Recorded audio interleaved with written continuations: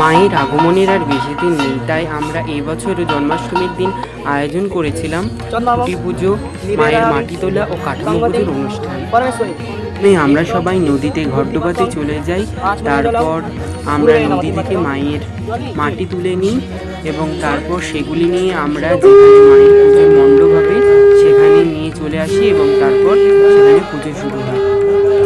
প্রতি বছর আমি নিজেই ঠাকুর বানিয়ে পুজো করি, যেগুলি করতে একটু ভালোই অসুবিধে তৈরি হয়। সেই জন্য এই বছর আমার এক বন্ধু সে পুজোর দায়িত্বটা নিয়েছে এবং এইবারের সম্পূর্ণ খুঁটি পুজোটা সেই করেছে।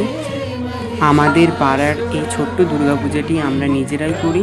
ঠাকুর বানানো থেকে পুজো করা এবং চাঁদা তোলা অন্যান্য যাবতীয় কাজ আমরা সবাই ভাগ করে নিই এবং কাজগুলি করি।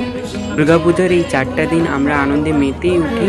হ্যাঁ, কষ্ট হয় এত কিছু কাজ করতে ঠিকই, কিন্তু এই কষ্টের মধ্যেও অনেক আনন্দ লুকিয়ে থাকে, তাই আমরা বারবার এই মায়ের আরাধনা করি। যারা যারা আমার এই ভিডিওটি দেখছেন তাদের কাছে আমার একটাই অনুরোধ, যদি সম্ভব হয় পুজোর 4টে দিনের মধ্যে কোনো একদিন আমাদের ঠাকুর এসে দেখে যাবেন, তাহলে আমরা খুবই খুশি হব। কথা বলতে বলতে আমার ভিডিও আর খুঁটি পুজোর অনুষ্ঠান দুটোই শেষ হয়ে গেল। তো ভিডিওটা এই পর্যন্তই ছিল। আশা করি ভিডিওটা আপনাদেরকে ভালো লেগেছে।